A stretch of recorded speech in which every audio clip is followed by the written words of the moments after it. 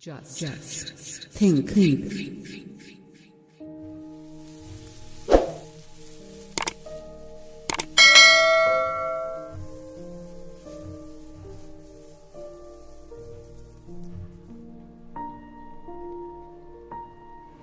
Buddha and his Dhamma, Buddha और उनका धम्म। भाग 1, जन्म से प्रवचन।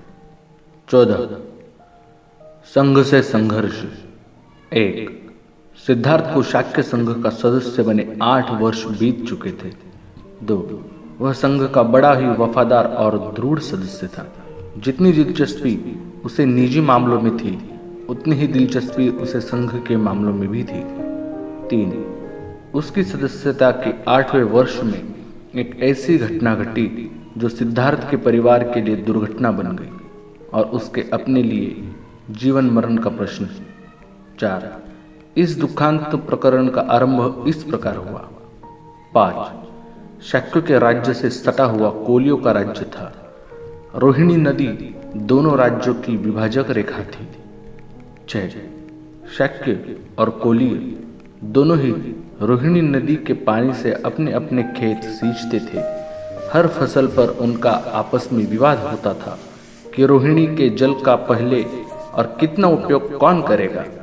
ये विवाद कभी कभी झगड़ों में परिणत हो जाते और झगड़े लड़ाइयों में। 7, जिस वर्ष सिद्धार्थ की आयु 28 वर्ष की हुई, उस वर्ष रोहिणी के पानी को लेकर शाक्यों के नौकरों में और कोलियों के नौकरों में बड़ा झगड़ा हो गया। दोनों पक्षों ने चोट खाई। 8, जब शाक्यों और कोलियों को इसका पता लगा तो उन्होंने सोचा कि इस प्रश्न का युद्ध के द्वारा हमेशा के लिए निर्णय कर लिया जाए। 9, शाक्यों के सेनापति ने कोलियों के विरुद्ध युद्ध छेड़ देने की बात पर विचार करने के लिए संघ का एक अधिवेशन बुलाया। 10, संघ के सदस्यों को संबोधित करके सेनापति ने कहा, कोलियों ने हमारे लोगों पर आक्रमण किया, हमारे लोगों को पीछे हट जाना पड़ा। कोलियों ने इससे पहले भी अनेक बार ऐसी आक्रमणात्मक कार्रवाइयां की है। हमने आज तक उन्हें सहन किया, लेकिन ये इसी तरह नहीं चल सकता। यह रुकना चाहिए और इसे रोकने का एक ही तरीका है कि कोलियों के विरुद्ध युद्ध की घोषणा कर दी जाए। मेरा प्रस्ताव है कि कोलियों के विरुद्ध युद्ध की घोषणा कर दी जाए। जो विरोध करना चाहे वे बोले। 11, सिद्धार्थ गौतम अपने स्थान पर खड़ा हुआ और बोला, मैं इस प्रस्ताव का विरोध करता हूं। युद्ध से कभी किसी समस्या का हल नहीं होता। युद्ध छेड़ देने से हमारे उद्देश्य की पूर्ति नहीं होगी। इससे एक युद्ध का बीजारोपण हो जाएगा।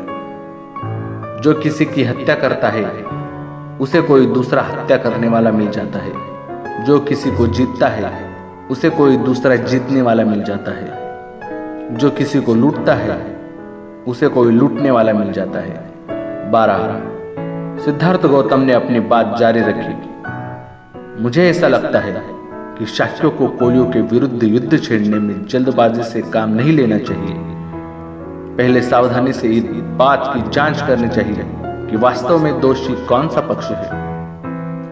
मैंने सुना है कि हमारे आदमियों ने भी ज्यादती की है। यदि ऐसा है तो हम भी निर्दोष नहीं हैं। 13, सेनापति ने उत्तर दिया, यह ठीक है कि हमारे आदमियों ने भी पहल की थी, लेकिन यह याद रहना चाहिए कि पहले पानी लेने की भी यह हमारी ही बारी थी।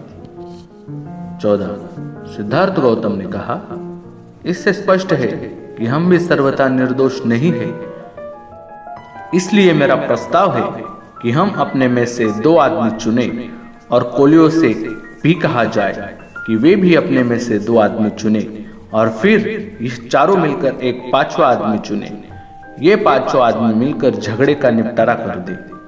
15, सिद्धार्थ गौतम ने प्रस्ताव में जो परिवर्तन सुझाया था उसका विधिवत समर्थन हो गया, किंतु सेनापति ने विरोध किया। कहा, मुझे निश्चय है कि जब तक कोलियों को कड़ा दंड नहीं दिया जाता तब तक उनका यह टंटा समाप्त ही नहीं होगा।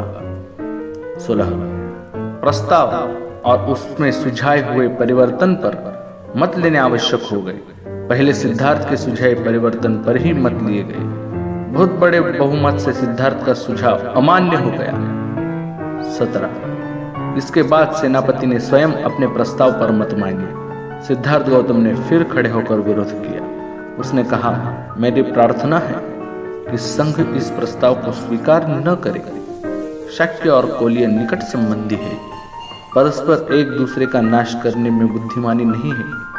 18। सेनापति ने सिद्धार्थ गौतम की स्थापना का सर्वथा विरोध किया। उसने इस बात पर जोर दिया कि युद्ध में क्षत्रियों के लिए कोई अपना पराया नहीं होता। राज्य के लिए उन्हें अपने सगे भाइयों से भी लड़ना चाहिए। 19। ब्राह्मणों का धर्म है यज्ञ करना, क्षत्रियों का धर्म है युद्ध करना, वैश्यों का धर्म है व्यापार करना और शूद्र का धर्म है सेवा करना।